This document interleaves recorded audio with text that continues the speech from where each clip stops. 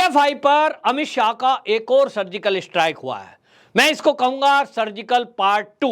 जी हां, आपने देखा कि पीएफआई के ऊपर जिस तरह से पिछले दिनों ताबड़तोड़ एनआईए और ईडी का संयुक्त ऑपरेशन चला था और देश के अंदर से लगभग 120 लोगों को गिरफ्तार किया गया था, उसमें पीएफआई के जो राज्यों के प्रमुख थे और एक्टिव लोग थे उनको गिरफ्तार किया गया था और उनसे जो गैजेट्स मिले थे, जो उनके मोबाइल फोन मिले थे और लैपटॉप मिले थे, जब उनको खंगाला गया तो उसमें बहुत गंभीर बातें पता चली है और एनआईए को पता चला था कि यह पीएफआई देश के अंदर युवाओं को जोड़ा हुआ है, लड़कियों को जोड़ रहा है जो पढ़ने वाली बच्चियां हैं, और युवाओं को जोड़कर अलग से एक विंग बना दी है इसने, अपनी छात्र विंग, और एसडीपीआई के नाम से एक राजनीतिक दल बना दिया है। और कुल मिलाकर के 2047 तक भारत को इस्लामिक राष्ट्र बनाने का एक षड्यंत्र पीएफआई अंदर अंदर कर रहा था।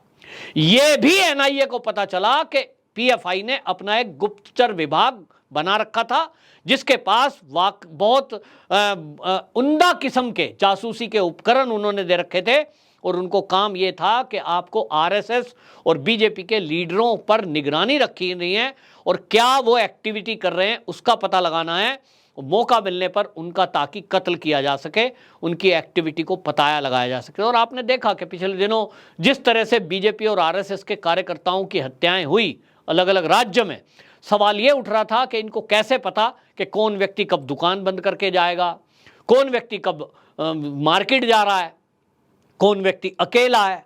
ये सब उसी जासूस विंग का काम था जिसका काम था केवल मुख्यालय में अपनी रिपोर्ट देना कि ये व्यक्ति इतने बजे दुकान पे आता है, इतने बजे लंच करता है, इतने बजे बंद करके जाता है।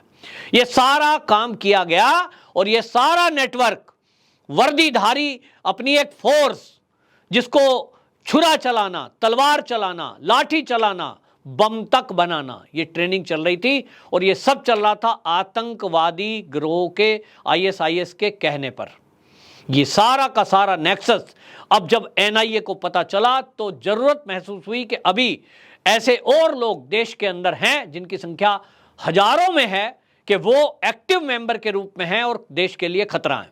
और इसीलिए एक बार फिर एक सर्जिकल स्ट्राइक 2 करने का निर्णय अमित शाह ने किया और उसके बाद आपको बता दूं कि 130 और लोगों को गिरफ्तार किया गया, जिसमें पार्ट 2 जो सर्जिकल स्ट्राइक हुआ है इसमें कुछ महिलाएं भी गिरफ्तार की गई हैं, छात्र विंग के कुछ लोग गिरफ्तार किए गए हैं, एसडीपीआई के कुछ मेंबर गिरफ्तार किए गए हैं।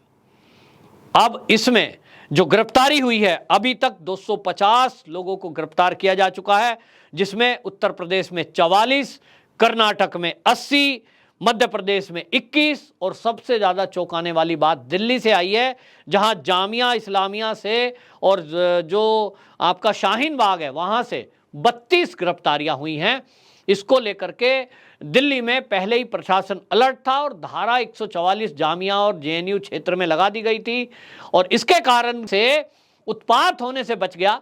हालांकि केरल में कई जगह तोड़फोड़ भी हुई थी, आगाजनी भी हुई थी, लेकिन उसके लिए केंद्रीय फोर्स पहले से तैनात थी और इन ताबड़तोड़ छापेमारियों में अभी तक आपको बता दूं करोड़ों रुपए भी बरामद हुए हैं और यह तक पता लगा है कि ज़कात के नाम पर पूरे देश में कैश चंदा इकट्ठा किया जा रहा था और यह कैश कलेक्शन करके देश विरोधी एक्टिविटी कराई जा रही थी, धर्मांतरण कराया जा रहा था और यह धर्मांतरण सीमा के जो क्षेत्र हैं, जैसे उत्तर प्रदेश की सीमा जो नेपाल से लगती है, उस पूरे क्षेत्र की डेमोग्राफी बदलने के लिए वहां की गरीब लड़कियों को टारगेट किया गया, खास तौर पर दलित की बेटियों को निशाना बनाया गया और उनको पैसे के लालच पे वहां मुस्लिम युवकों के जरिए उनको पहले प्रेम जाल में फंसाया गया जिसको लव जिहाद कहते हैं और उसके बाद उनसे शादी करी और फिर उनका धर्मांतरण किया।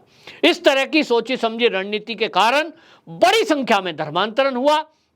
दूसरी तरफ ये बहुत ऐसी कम्युनिटी जो हिंदू कम्युनिटी कहीं एक आध मुस्लिमों के बीच में रह रही थी उसको घर छोड़कर भागने के लिए मजबूर करने के लिए परेशान किया गया और कुल मिलाकर के योजना थी कि 2047 तक अपने अधिक से अधिक एमएलए और एमपी हों और उसके लिए एक जगह जुगट्टा बनाकर झुंड में वो साथ रहें, एक जगह कोई पसंद कर लें और वहां फिर जनसंख्या अपनी बढ़ाते रहें, और इक्का दुक्का यदि कोई हिंदू वहां रह रहा है तो वो अपने आप घर छोड़कर बेचकर चला जाएगा।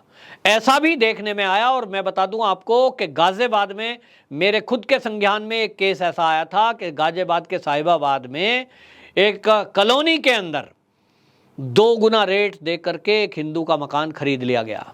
अब जिसको बेचना है वो बेचेगा। उसने रेट लगाया 15 लाख, लेकिन उसको दे रहा है 25 लाख।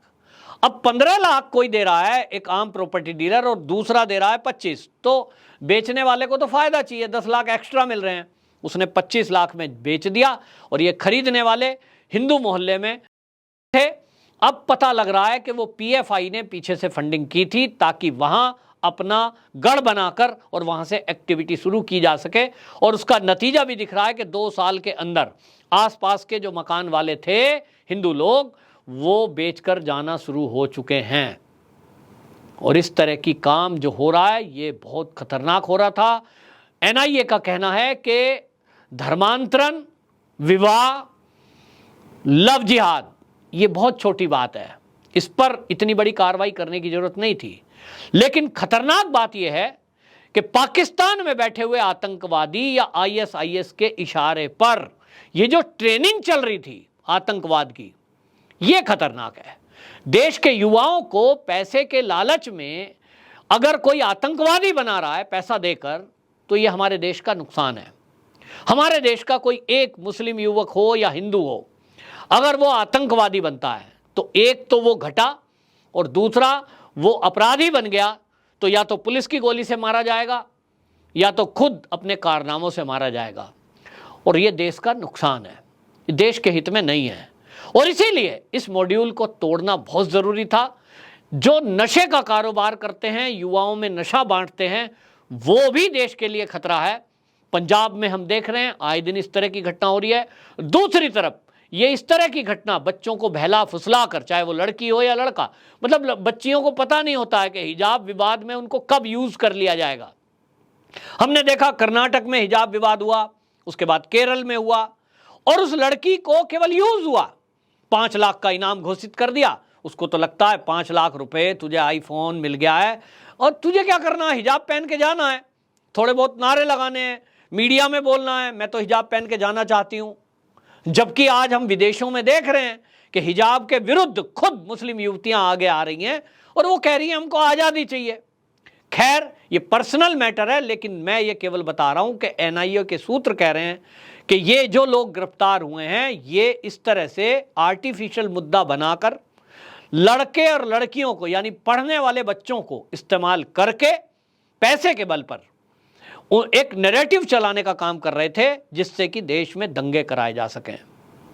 अभी काशी से, वाराणसी से जो पीएफआई के मेंबर पकड़े गए हैं, उनसे ये पता लगा है कि वो ज्ञानवापी मस्जिद को लेकर के पूरे बनारस के अंदर माहौल खराब करने के लिए लोगों को मैसेज लिख रहे थे, संदेश दे रहे थे और मंदिर मस्जिद विवाद करके वहां वाराणसी में दंगा कराने की फिराक में थे।